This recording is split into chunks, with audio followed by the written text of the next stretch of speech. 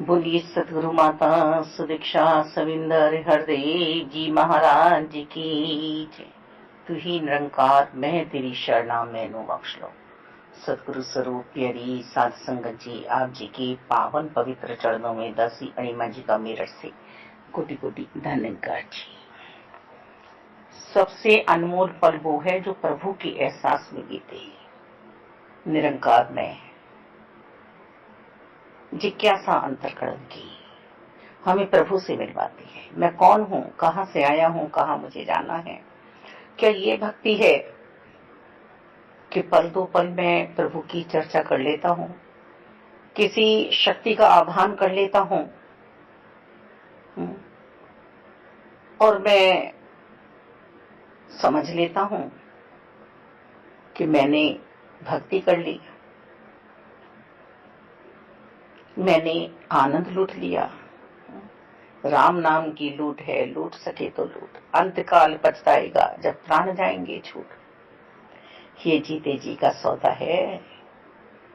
भक्ति, मुक्ति, शक्ति, जब ये शरीर में से शक्ति निकल जाएगी तो हम कुछ नहीं कर पाएंगे। छठा तत्व को इस शरीर का आधार मिला है हमें। ये शरीर एक रथ है, एक नाव है, एक जहाज है, एक बस है।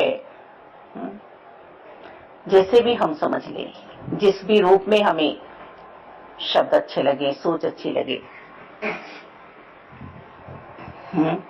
इस रथ पे चालक कौन है? कृष्ण। जिताने कौन चले हैं? कृष्ण। छठा तत्व परमात्मा का अंश अपनी आत्मा को कि आजा मुझसे मिल जा, वहीं पसारे खड़ा हूं। बिछड़ गया है, भूल गया है तो मुझे। और अर्जुन रूपी आत्मा जो रथ पे बैठी हुई है वो भी शंका में है। तुम तो मेरे मित्र हो, सखा हो, तुम जिताओगे, तुम इन्हें मरवाओगे। मेरे अपने सगे संबंधियों को, अपने गुरुजनों को, अपने पितामह को, इतने संबंधियों को, नहीं नहीं मैं ये नहीं कर सकता।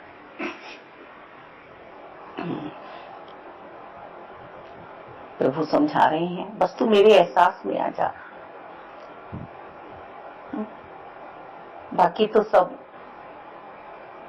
मुझे ही करना है। तू एहसास में आ जा, तू मुझे पहचान ले, मेरी पहचान कर ले। युगों युगों से ये ब्रह्म ज्ञान की दात प्राप्त कराई जा रही है। हम सौभाग्यशाली हैं, बड़भागी हैं जो आज समय पर सदगुरु माता सुदीक्षा जी संत निरंकारी मिशन में ये ब्रह्म ज्ञान की दात प्राप्त करा रही हैं कि अपने आप को पहचान ले, निज स्वरूप में पहुंच जा तू। जब तू निज स्वरूप में पहुंच जाएगा तब तो जीवन जिएगा। वास्तव में छोटी छोटी बातों में हम देखें, अभी दासी घर की सफाई कर रही थी सुबह, तो जैसे कूड़ा बाहर को लेकर गई झाड़ू से, तो उस कूड़े का अंत कहाँ हो? क्या किसी के घर के सामने डाला जाए, सीढ़ियों पर डाल दिया जाए, या उसे उसकी सही जगह दिखाई जाए, पहुंचाया जाए? न जाने ऐसे करते करते करते करते कहां तक हम उस कूड़े को ले जाते हैं। पर एहसास यही होता है कि निरंकार देख रहे हैं। हमारा ये कर्म, हमारी ये करनी पसंद नहीं आएगी कि हम किसी के घर के सामने उस कूड़े को लगा दें। निरंकार तो देख रहे हैं, निरंकार देख रहे हैं कि अपने घर से निकाला, अपने घर से आगे की सफाई की और कहीं जाके उसे रोक दिया। इनसे कैसे छिपेंगे? इनसे तो छिपने वाला हमारा कोई भी कर्म नहीं है। यही तो एहसास है मालिक। कृपा है मालिक की हर पल। जिस बेले भी सतगुरु मिल जाए वो अमृत बेला होती है। दत्तार संत पल पल हर पल निरंकार के दर्शन कर रहे हैं, साक्षात्कार में हैं। हर पल अमृत बेला है, हर पल गंगा स्नान हो रहा है, हर पल इंद्रियां सत्संग कर रही हैं।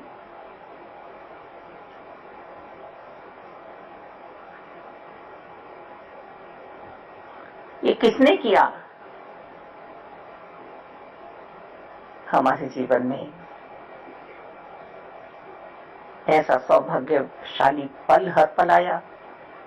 सतगुरु बाबा हरदेव जी ने भक्ति तो हो रही थी वैराग्य से, माँ दुर्गा जी की बहुत वैराग्य था बचपन से, पर फिर भी कहीं एक विशेष जगह जाते थे हम। इनकी कृपा हुई जब हम पर, जब हम निरंकार में हुए। हाँ यही तो है, यही तो है, यही तो है। फिर हम जगह की मोहताज नहीं हुए, वहीं प्रकट हो गए हमारे इष्ट। एक को जानो, एक को मानो, एक के हो जाओ। हमारे इष्ट परमात्मा बेसिक पढ़ाई हमें कराते हैं। वो भी तो कहते हैं कि तुम पीएचडी पास कर, तुम सर्वोत्तम आ जाओ। हम पढ़ाई करते करते करते करते अपने रोजगार में पहुंच जाते हैं, फिर उससे अपना परिवार, अपना जीवन चलाते हैं। अब हम यदि सोचे कि वही बेसिक पढ़ाई में पहुंच जाएं, AI 1 2 3 A to Z, उनसे वाक्य बन चुके हैं।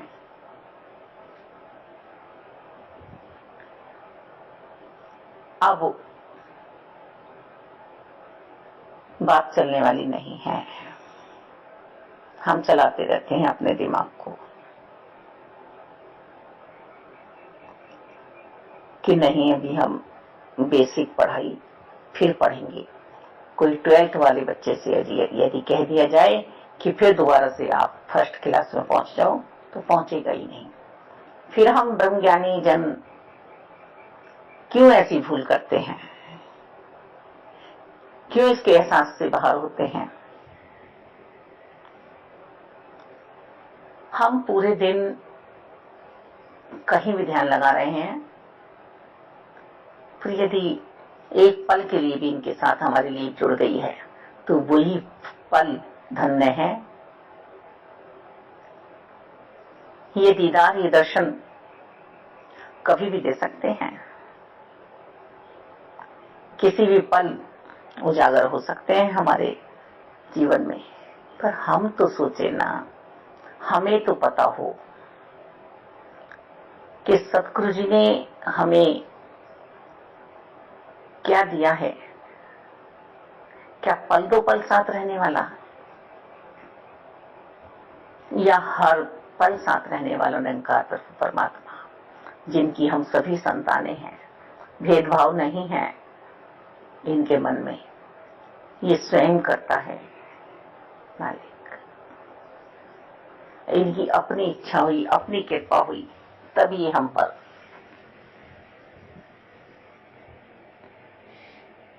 इनका जो स्वरूप है वह खुला।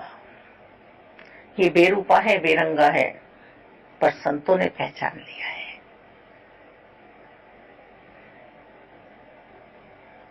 दिखते नहीं हैं पर दिख रहे हैं। ये स्वयं कह रहे हैं कि दुर्योधन भी मेरा है, अर्जुन भी मेरा है।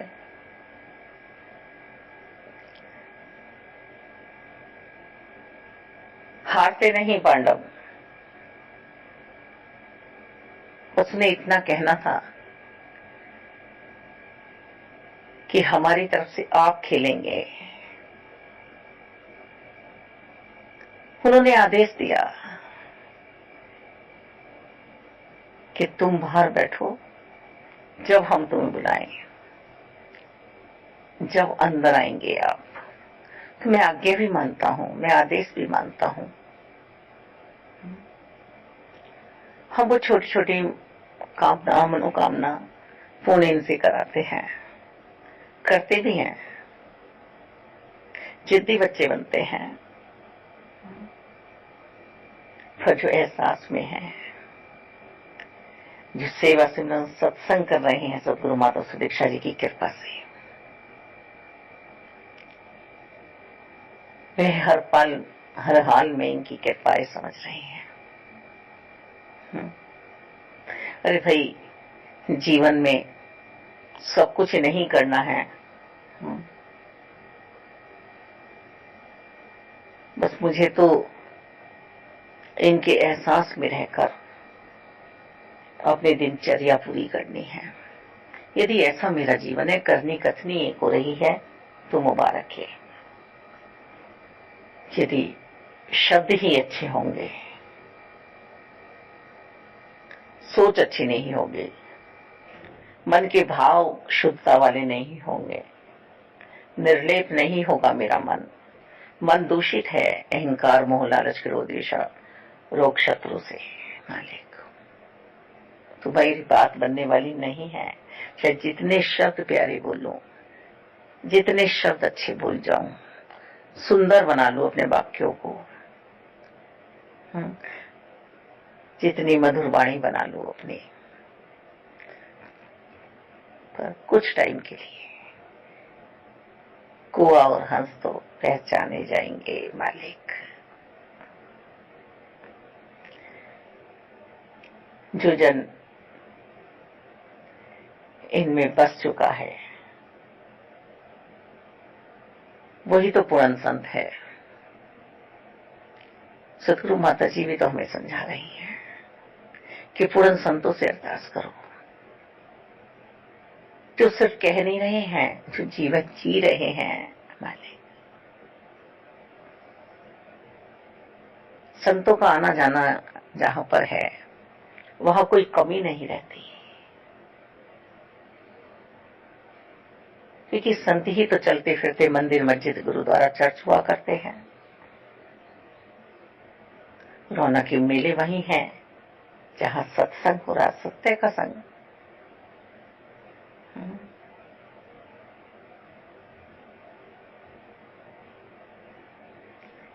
यदि ब्रह्मज्ञानी जन ने भी अज्ञानता वाला जीवन जिया, गिले शिकवे वाला जीवन जिया, किंतु परंतु वाला जीवन जिया, तो कैसी बात बनेगी। चाहता तो जीवन संत वाला ही है, चाहता तो जीवन मान सम्मान वाला है, पर सोच कैसी है, कर्म क्या कर रहा है, शब्द कैसे बाहर आ रहे हैं। क्रोध की अग्नि अंतःकरण में उसे स्वयं को झुलसा रही है। वो आत्मा का श्रृंगार जो हुआ था उतर चुका है।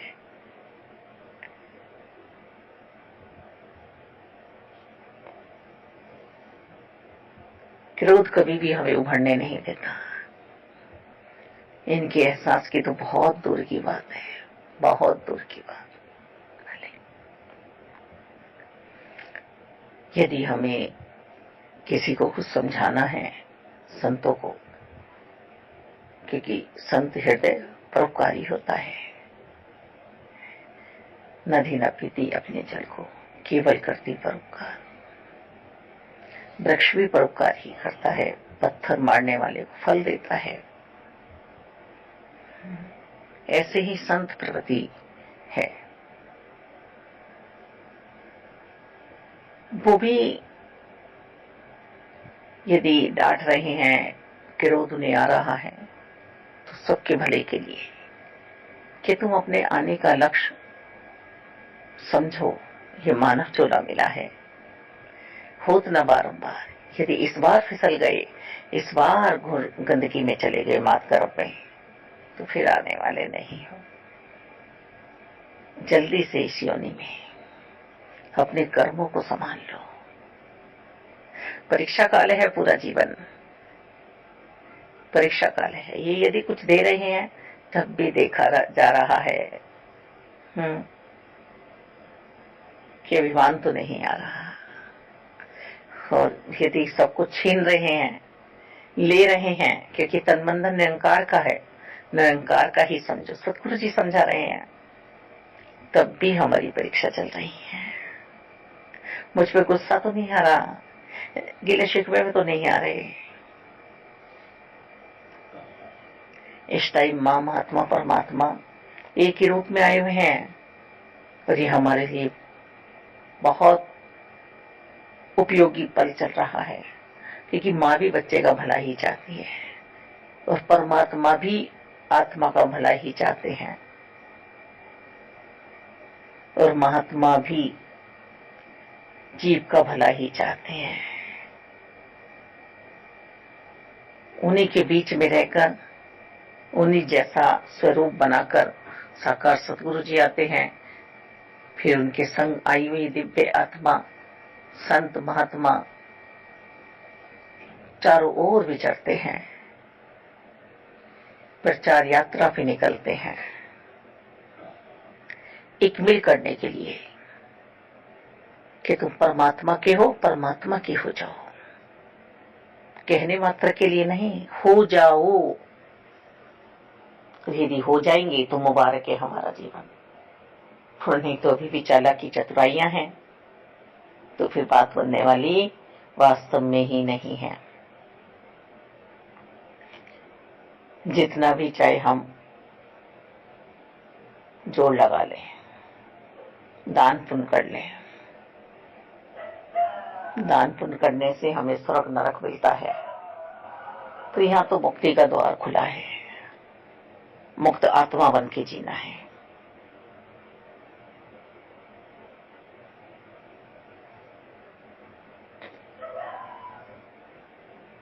अपने आत्मा को परमात्मा में स्थापित करना है।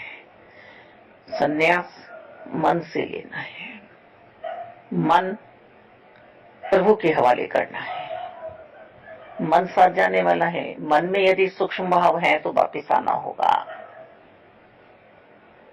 फिर न जाने कब ये समय आए जो समय हमारे जीवन में चल रहा है, तो इस समय को निरंकार में जीना है। बारंबार ये आवाजें हमें लगाई जा रही हैं, करके दिखा रही हैं माता जी के संत समागम हो रहे हैं।